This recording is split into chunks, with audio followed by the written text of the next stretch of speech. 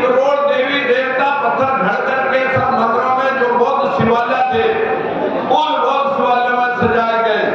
शूद्रों को वहां चढ़ने में बैन रखा गया।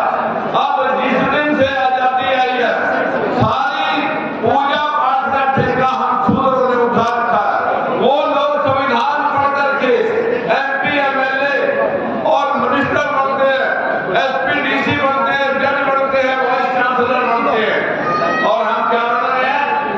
तुम्हारे पर फूल बरसाए जाते हैं कि भोले बने रहो, कावड़ा ढोते रहो और आप सारा दिन इनके ढोल नगाड़े बजाते रहो। मैं आज आप सब भाइयों के बाद बीच में जो बोलता हूं, मैं कॉपी के माध्यम से कॉपी में आपको दे के जाऊंगा। सबसे पहले हाथ जोड़कर विनती है कि हमारे लोग बैकवर्ड के लोग जो है ना, पेट के पति बहुत हैं। इन लोगों को अपने नेताओं की बात सुनने में बहुत कष्ट रह जाता है। जो तो बैठे रहते हैं उनको लोग जो है बहुत शाबाशी इसलिए नहीं दे पाते कि जो लोग उठ करके चले जाते हैं उनको रोकना हमारी मजबूरी होती है, लेकिन वो रुकते नहीं। इनके रोकने के लिए भी मैं पहले भी बोला, अभी भी बोल रहा हूं। आप इत्मीनान से भाई बावन मेश्राम जी, जो मैं रोज बात आपके बीच में अंधविश्वास के बारे में कहता हूं, हर रोज अंधविश्वास जब तक इस देश के अंदर लक्ष्मी पूजा सरस्वती पूजा चलेगी तब तक आपका भला हो नहीं सकता। हमारे देश के अंदर 4 करोड़ मंदिर हैं। 4 करोड़ मंदिरों में 15 लाख करोड़ रुपया रोजाना सुबह सुबह चढ़ जाता है। बच्चे को कॉपी या पेन मिलने में एक हफ्ता लग जाता है। लेकिन बदकिस्मती है 4 बजे दुकानें खुल जाती है और ढोल निगाड़े और कीर्तन स्टार्ट हो जाते हैं। 10 बजे तक वो कीर्तन चलते हैं। आज यहाँ पर हमारी बहनों की भी कुछ संख्या है। मैं अपनी बहनों से विनती करूंगा कि आपको बाबा साहब ने संविधान में पढ़ने लिखने के साथ साथ वोट का अधिकार दिया, पति की पिता की जायदाद में अधिकार दिया, आपको दासी प्रथा से वो मुक्ति दिलाई, सती प्रथा से मुक्ति मिलवाई। आप संविधान पढ़ करके SP बन सकती है, DC बन सकती है, इस देश की राष्ट्रपति, प्राइम मिनिस्टर और चीफ मिनिस्टर बन सकती है। आप इस देश में जज बन सकती हैं, लेकिन किसी मंदिर की महंत नहीं बन सकती।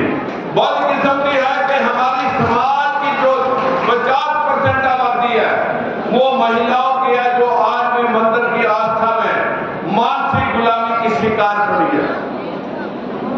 आप लोगों को पूजा पाठ के नाम पर लूटा गया, स्वर्ग नरक के नाम पर लूटा गया। एक दिन मथुरा और वृंदावन के कुछ लोग, मैंने जब कहा रामायण महाभारत इस देश में हुई ही नहीं, हमारे देश की ललाई सिंह यादव की किताब को आप पढ़ लो, 19 नवंबर 1976 का फैसला पढ़ लो। और मेरे हाथ में ये पेपर है, ये मैं साथ में लेके आता हूं। ललाई सिंह यादव की किताब पर जो फैसला आया कि इस देश में जो इतिहास था, महात्मा ज्योतिबा फूले, बाबा साहब भीमराव अम्बेडकर या उनके इष्टों का, उनके भगवानों का या उनके प्रेरणा स्रोतों का, गौतम बुद्ध का, चंद्रगुप्त मौर्य, अशोक सम्राट का, उस इतिहास को मिटाने के लिए जब कलिंगा के युद्ध में अशोक सम्राट ने तलवार फेंक दी और युद्ध ना करने का संकल्प लिया, उसके बाद 7 राजा और हुए। अशोक सम्राट की वंशावली, अशोक सम्राट की वंशावली का आखिरी राजा बृहदत्त मौर्य हुआ। उस बृहदत्त मौर्य के दरबार में पुष्यमित्र शुंग एक मनुवादी साथियों दरबारी लेखक था, जिसकी लड़की सुंदर थी, राजा के साथ शादी करके और सेनापति का खिताब ले लिया। सेनाएं अपनी भर ली और राजा का कत्ल कर दिया और वहां से राजधानी शिफ्ट करके अयोध्या बसाई 184 ईसा पूर्व, यानी 2200 साल पहले। वो राजधानी बसा करके उसने ये सारे ग्रंथ और शास्त्र जो जितने भी रामायण महाभारत पुराण वेद ये सब अपने दरबार में लिखवाए बिठा करके, जिनमें कह रखा ढोल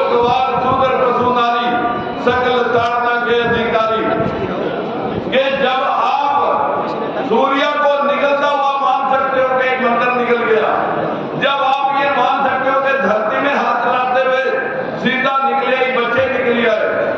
जब आप ये मान सकते हो कि इस देश में हाथी की गर्दन आदमी की गर्दन में फिट हो सकती है, जब आप ये मान सकते हैं कि 10 सिरों वाला रावण भी हो सकता है, जब आप ये मान सकते हैं कि यहाँ मिट्टी और मैल से भूसा से भी बच्चे बढ़ सकते हैं, तो तभी उन्होंने वो चौपाई लिखी होगी। इस चौपाई में लिख रखा कि ढोल गवार सुंदर वसुंधारी सकल ताड़ना के अधिकारी।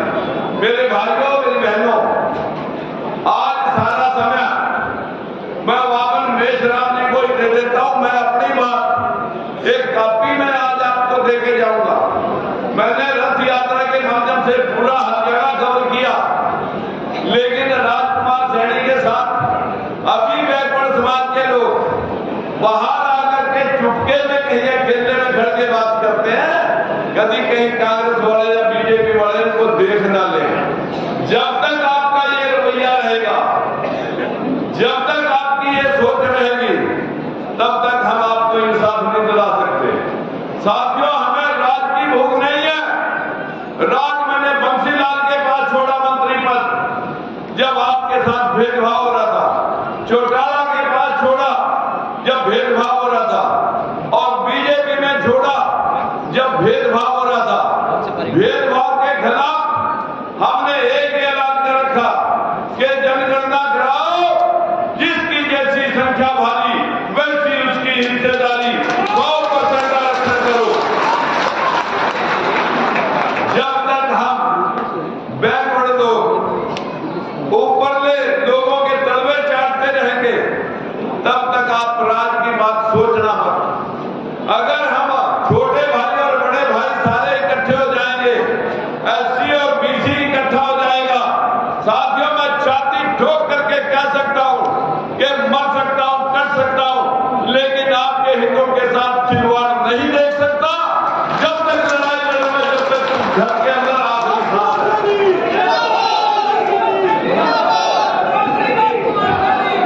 मित्रों, जोश के लिए होश चाहिएगा, साहस चाहिएगा, बहुत सारी बातें कहने की, लेकिन आज पूरे अंधविश्वास का चीर हल करने के बाद लिए आज हमारे पास एक हेडमास्टर आया हुआ है।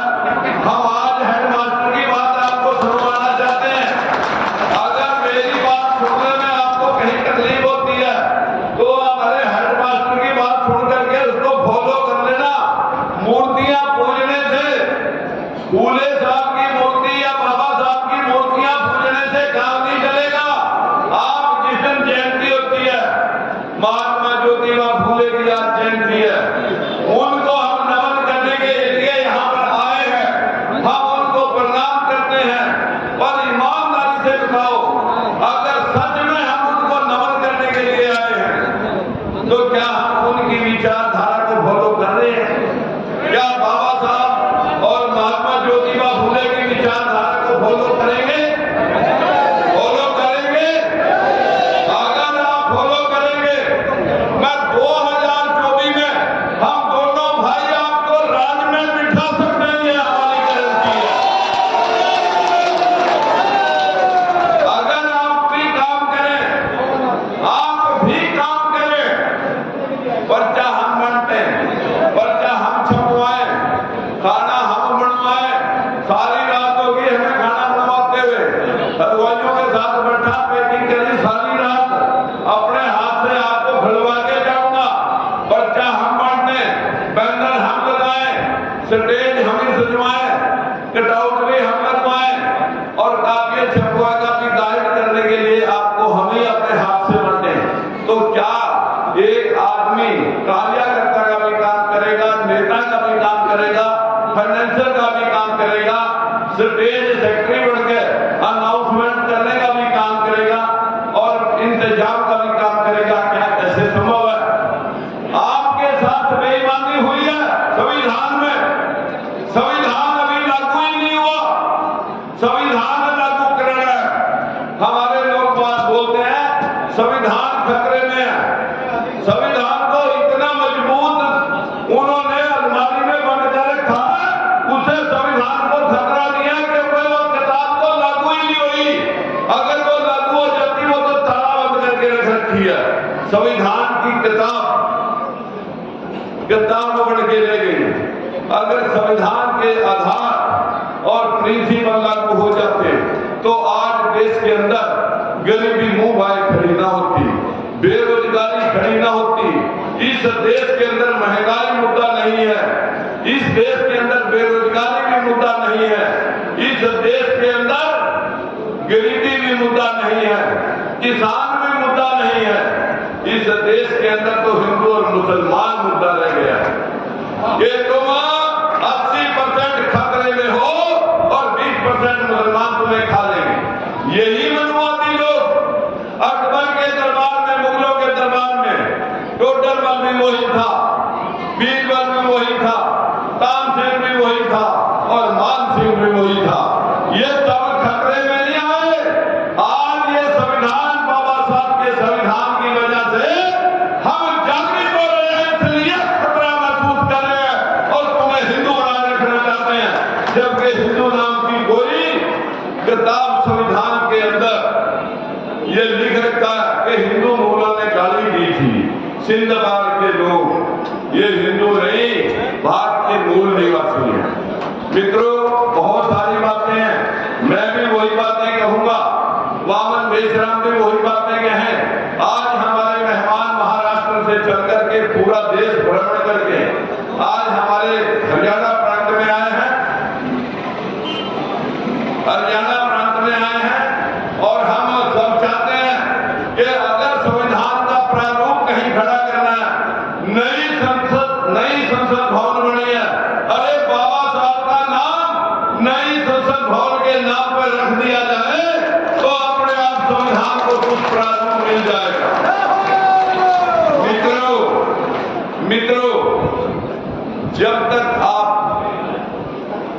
बैकवर्ड के लोग, निचले लोगों को अपना भाई मान करके उनके साथ नहीं चलोगे, ऊपर के लोग तब तक आपको लूटते रहेंगे। आज ये एससी और बीसी की जो लड़ाई है, माइनॉरिटी की जो लड़ाई है, वही 15% के खिलाफ जो फतवा जारी रहता है। इस देश में 25 हाई कोर्ट है, एक भी जज नहीं बैकवर्ड का। शेड्यूल कास्ट के 3% जज हैं। इस देश की 40 यूनिवर्सिटियों में अपना मोबाइल खोल कर देखना, शेड्यूल कास्ट की हिस्सेदारी सिर्फ 5% है, 95% जनरल कैटेगरी है। देश की जितनी मिलिट्री की रेजिमेंटें हैं वो सब रेजिमेंटें निचले तबके की कोई नहीं है। हमारे देश के अंदर सैकड़ों राजदूत जाते हैं, कोई राजदूत आज तक आपका नहीं गया। मैं कहता हूं जो 800 MP बनते हैं उनमें भी बैकवर्ड समाज की हिस्सेदारी 400 होनी चाहिए थी, जबकि वोट से बनते हैं, लेकिन वोट आप अपनों को डालते नहीं। और बहुत बड़ी रैलियां, ये तो रैली हम कह सकते हैं महारैलियां तुमने पैदा की, लेकिन क्या परिणाम निकला? कहीं 5000 वोट, कहीं 10,000 वोट, कहीं 15,000 वोट। सिर्फ मेरे को आपने 38,500 वोट दिए, बाकी तो पूरे प्रदेश के अंदर आप 15, 18, 20, 12 आप लोग क्या हो, एक कैंटीन के अंदर 20 लोग खिचड़ी खाया करते थे, 100 बच्चों का राशन बनता था, हर रोज खिचड़ी खानी पड़ती थी, हर रोज खिचड़ी से तंग आए बच्चे शिकायत हुई प्रिंसिपल के पास कि जनाब ये रोज खिचड़ी खिलाता है कैंटीन वाला, भाई वोटिंग कराओ। वोटिंग में किसी ने 20 आदमी ने जो खिचड़ी खाने वाले थे खिचड़ी लिख के दे दी, 18 आदमियों ने लिख कर दे दिए परोठे, 12 आदमियों ने लिख कर दे दिया दलिया, 16 आदमियों ने लिख कर दे दिया पाव भाजी और 14 आदमियों ने लिख कर दे दिया जो है ना वो छोले पूरी। इस प्रकार से 80 के 80 और दूसरे आदमियों ने, किसी ने 18 ने कुछ लिखा, 12 ने कुछ लिखा, 16 ने कुछ लिखा, 14 ने कुछ लिखा। आखिर में खिचड़ी खानी पड़ी क्योंकि 20 तक कोई नहीं पहुंच सका।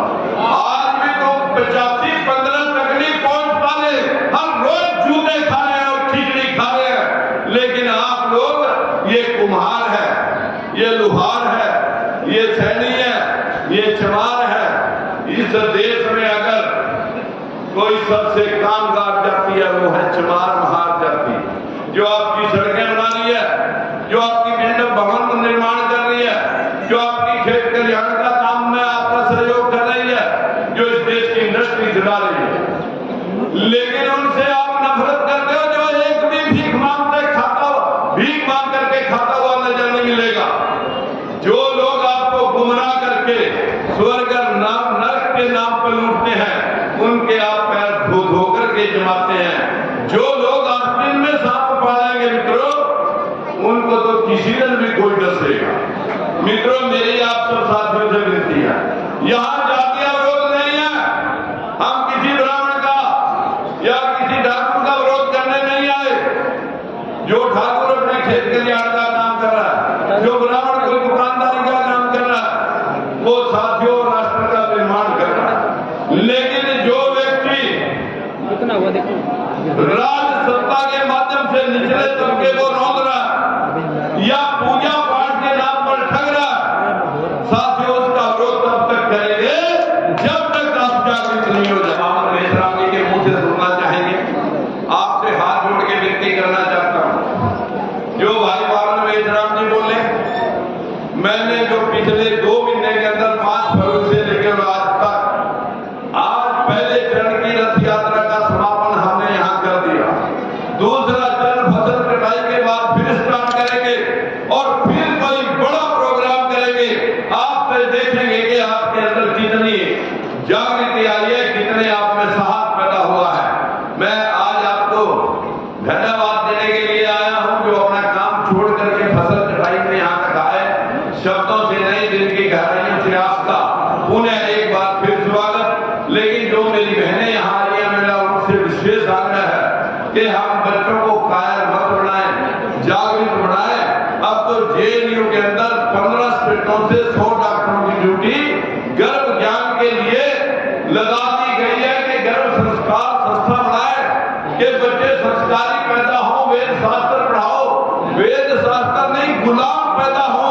ये व्यवस्था इस देश के लोगों ने, आप पाई आप चलते हैं टाली टाली, वो पत्ता पत्ता घूम जाते हैं, आप लोगों को पता भी नहीं चलता।